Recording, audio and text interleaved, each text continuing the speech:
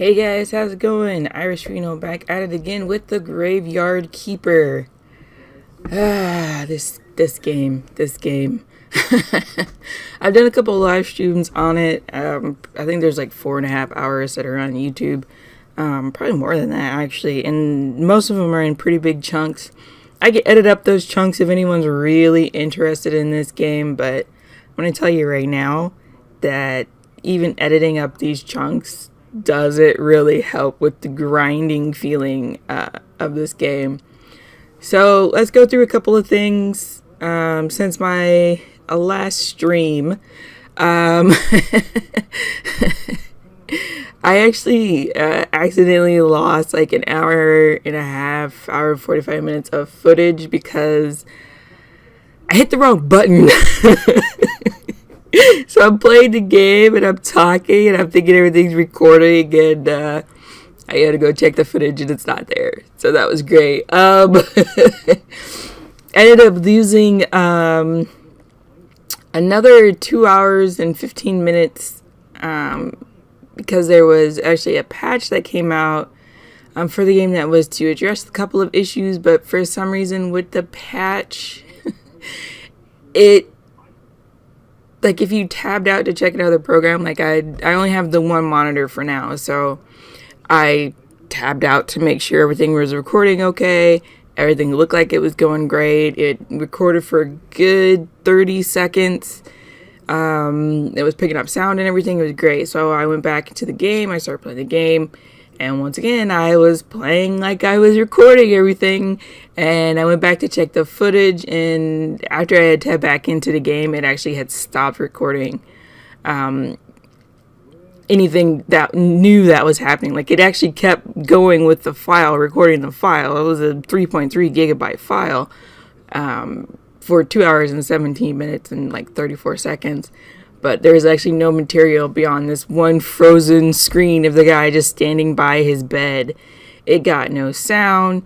It got none of my microphone. It got absolutely nothing. So I've lost a good chunk of footage, but to be honest, I didn't really progress too much over those hours that I lost. And that's kind of a common theme with this game.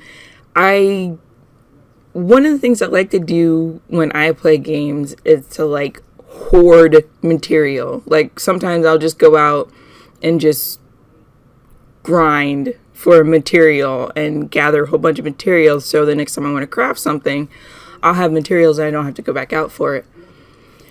This game, you kind of don't get a choice when it comes to grinding and holding materials. So that kind of sucks because you constantly need resources for everything in this game. And there's no like prioritization of what you need. You kind of bumble through it until you get another plot point that'll tell you exactly what it wants you to do. So yeah, that's fun. That's great. It makes going through the technologies a little bit harder too, to decide which ones that you need. And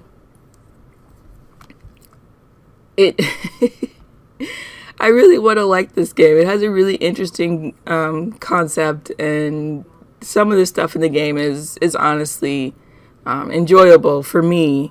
I don't know about other people, but there's some times where the game kind of acts like a free-to-play mobile game where it's having you constantly grind for materials and everything takes this amount of time. And in the beginning of the game's launch, there were materials that were absolutely finite, and there was no way for you to get like anything else. So you had these finite sources, and when it was gone, and you couldn't progress in the game without some of these sources.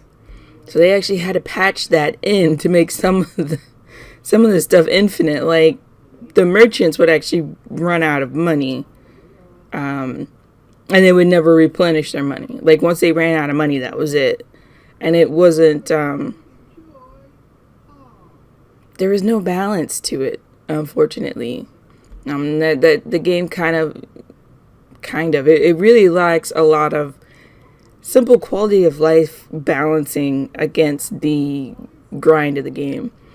And like I've said, and there's a lot of games that I play where one of the things that I go out of my way to do is actually to hoard materials and go out and by myself grind some stuff, because I know, I might need these later for, the current quest line that I've got going on, or, just in case, and I don't mind doing that.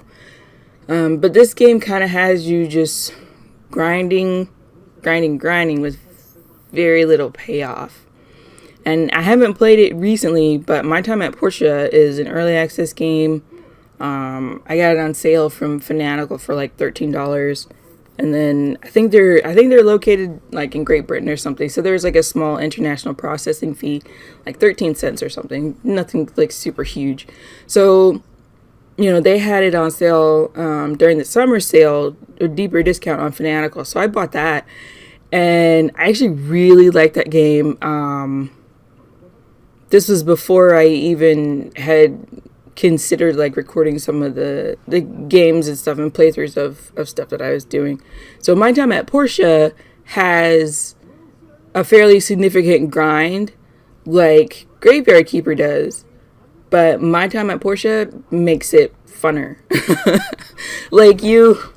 There are ways to make people do tedious, repetitive work and make it fun. And one of the things that My Time at Portia does to make it fun is that you can choose your quests and stuff like that. And there's a timer, but you can interact with other people in the town. And sometimes you can get some hints on stuff like, the timer stuff that you have to hurry up and get done. You can get some hints from them about stuff and kind of just... Alright, false alarm. It's raining. Oh boy, that scared me. If it's raining pretty hard, I can hear the raindrops hit the exhaust for the furnace and ductwork. It scared the crap out of me.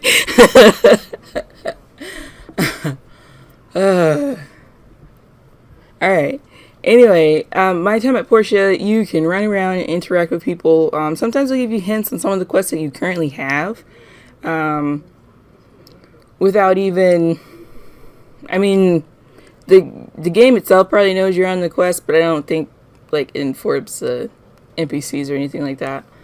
But, and also, that's another thing. There is a town in My Time at Portia where you can interact with people. It goes like the Harvest Moon route where you can have romances with the townsfolk. It's most definitely like Harvest Moon meets Breath of the Wild. I say Breath of the Wild because it has a very similar combat system. And yeah. Alright, so I'll try to remember what I was saying here when I was doing this recording, because it didn't record my audio for some reason. But that was about the swamp and how difficult it is to get through the swamp. Anyway, back to My Time at Portia as I play Grindyard Griper. A really fun game. It's early access, so they've had a few huge patches, and it really is more like an ode to Harvest Moon than Grindyard Griper, because a lot of people compare Grindyard Griper to Stardew Valley, and that is incorrect. Okay, Grindyard Griper is nothing like Stardew Valley. Just because there's combat and some plots of land to farm doesn't mean it's anything like Stardew Valley, because Stardew Valley itself was made in response to the developer wanting a true successor to one of the early Harvest Moon games. And because Stardew Valley itself is an homage to Harvest Moon and a in spirit continuation of I think it was one of the, was it the N64 one or NES one? SNES. Anyway, this game is nothing like Stardew Valley, and all the comparison to it is a real disservice to the consumer. Quite frankly, I find it really crappy to compare games to other games just because, there's some elements that are similar. And, I mean, Grindyard Griper is nothing like Stardew Valley. I don't think it was ever trying to be anything like Stardew Valley. It was trying to be, its own thing. And so credit where credit is due. Grindyard Griper definitely did its own thing. And it has a really good idea. And you can tell that there was a lot of effort and love put into the game. But for some reason, it was put out probably a little too soon. Because it definitely, there's definitely the artificial lengthening of the game that is unfortunately reminiscent of free-to-play games on a cell phone, where, there's the grind for stuff so you can get these levels, so you can get this other stuff, and, here's a little bit of story. But, if you want to progress faster, buy the super ultra mega deluxe gold pack for, $100. You can get 5 gold. The only difference is that this game doesn't charge you any money outside of the initial cost. So far anyway, because they're already talking about putting out DLC for the game. There's a town in the game that's talked about a lot in the game. But as I've been reading, because I have to go to Wikipedia, the wiki for this site, for this game, discussion boards on the Steam forums for the game, because I have to go out and get the basic information on how to continue to progress the story in this game. I went through and I went ahead and just spoiled myself on some stuff, because you kind of have to in order to figure out what you're supposed to be doing, and what materials you need to make something, because there's no. Okay, phone. Everybody just makes some noise. Let's just make noise anyway. Yeah, there's no guidance in the game, so you have to go and seek out information from outside sources, from other people who have played the game, and have done trial and error, or people who have actually data mined. And it's super unfortunate that you can't get any information from the game itself, and I really feel like that overall that's going to really kind of affect some of the replayability of the game. I'm just thinking I want to, try to beat this game or whatever, and then just be done with it. I don't care if I don't get all the achievements or whatever. Because it takes too long for some of this stuff to build up to do what you need it to do, and it's kind of.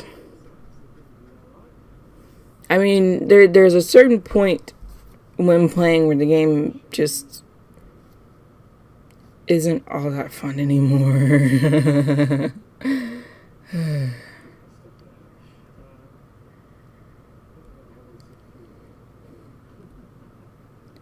I mean, it's unfortunate, because this game has such a freaking great idea.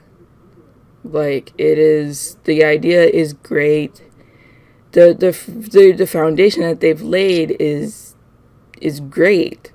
They have all the basics here, but for some reason they really double and triple down on this weird grindy system.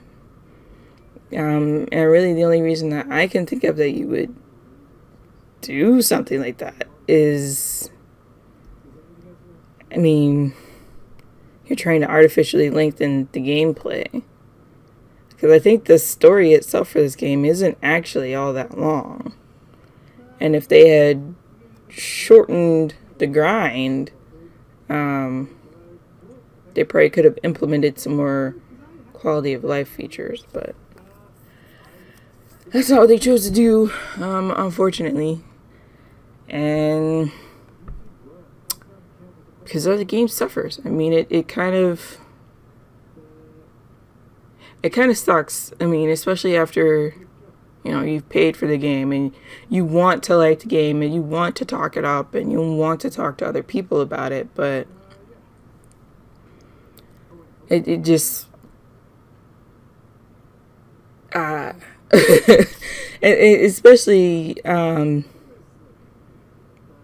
don't have like just buyer's remorse. I was saving up some Best Buy certificates because I can bank my points, and I had $15 worth of points, and I'd been saving them since like March. So I was hanging on to them for almost 6 months, and then I'm like, oh, Graveyard Keeper came out. I think I should be able to get a Steam card. So I went and I got a Steam card for it. And then the game that my son has been wanting for a while, went like 50% off just this week. So it was kind of like, I saved up up those points, and I was gonna wait, and I bought Graveyard Keeper, and it's not the game I thought it was gonna be.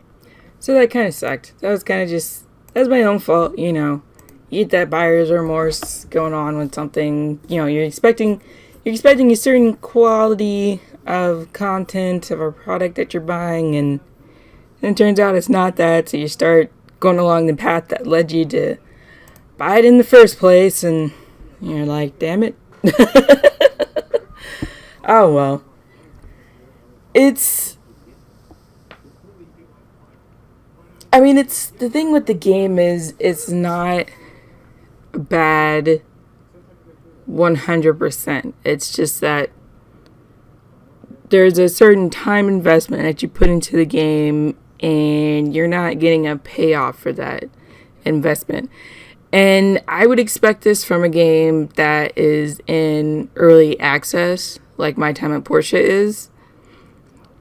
Not a game that has a full release. Like, even if it's an indie game, I'm sorry, I'm going to have to hold you to standards of other indie games that come out and actually put out, a finished product, not something that should have been in early access.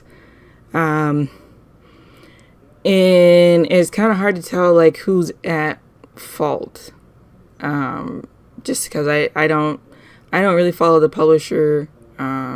This is the first that I've heard of this developer. Apparently they had made some other game that was pretty popular, Punch Club, something like that. So I figured, they've got a little bit of a name for themselves, so, that's good for an indie publisher, but, or indie developer, but, payoff, not that great. And, it's pretty unfortunate, especially with it, being an indie game, that if they continue to put out lackluster products, they won't be around much longer. And that's just kind of the reality of the situation that they're under right now. When you put out, a half-finished game,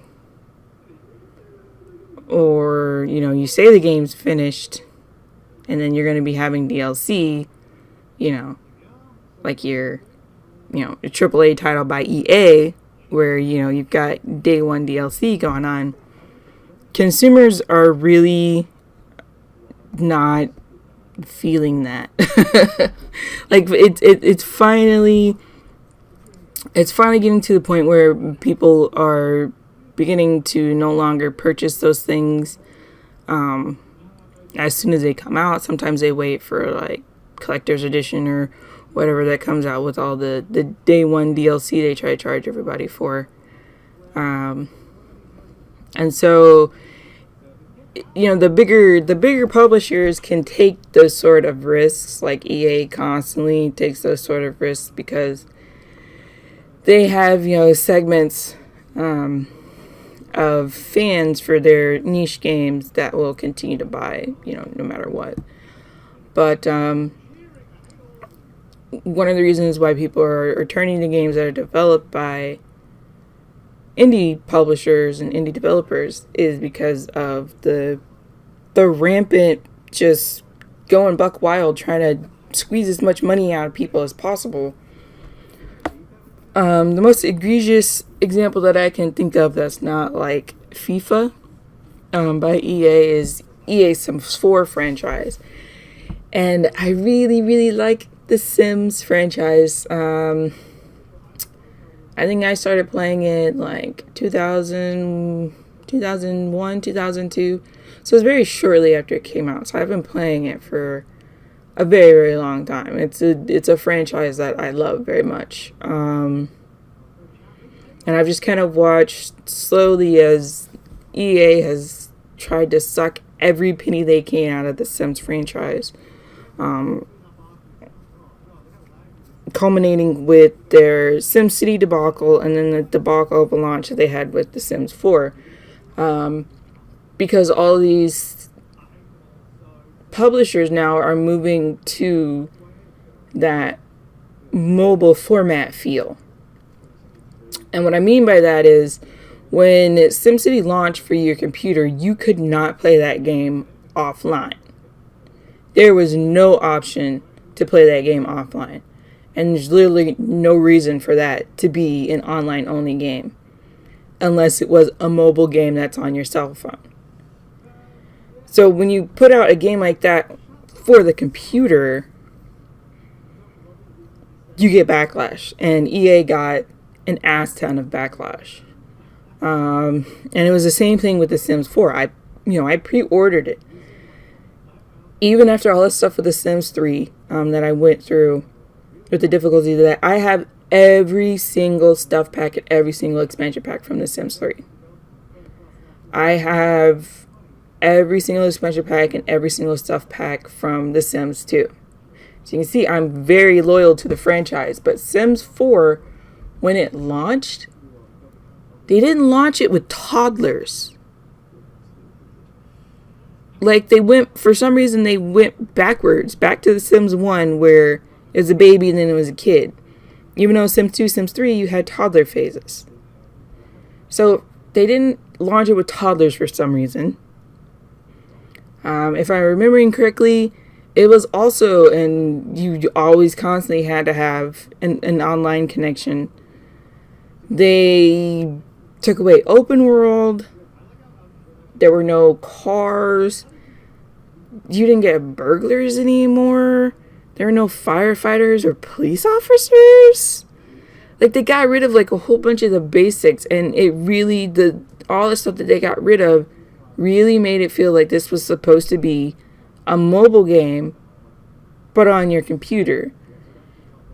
And kind of seeing now what they're doing with the franchises, especially The Sims, where they have actually fully just straight up moved over to a mobile format. And they're kind of just milking as much as they can from Sims 4 and then moving on. You can see that was kind of the start of the decline for a Sims series. And there probably won't be a Sims 5. But with EA taking out content like the toddlers and then, kind of being forced to add them back into the game instead of put them in a DLC pack, there's clear parts where they were taking stuff out of expansion packs and making them stuff packs. Probably the most recent example is their Cats and Dogs. They came out with the Cats and Dogs expansion pack, and it was literally just cats and dogs. Now, before it was pets. Sims 3 pets. So you got all the little pets and stuff. And then they turned around and like a month later came out with My First Pet stuff. And it came with the small pets that used to be in the pets expansion packs, but they separate it out. So they charge you $40 for cats and dogs, and then was it serious? I think if it was those stuff, if I'm remembering correctly, the stuff packs are still only $10, but that's $50. It's almost the price of the what. I mean, it's $50 for an expansion pack, a full expansion pack for a $40 game.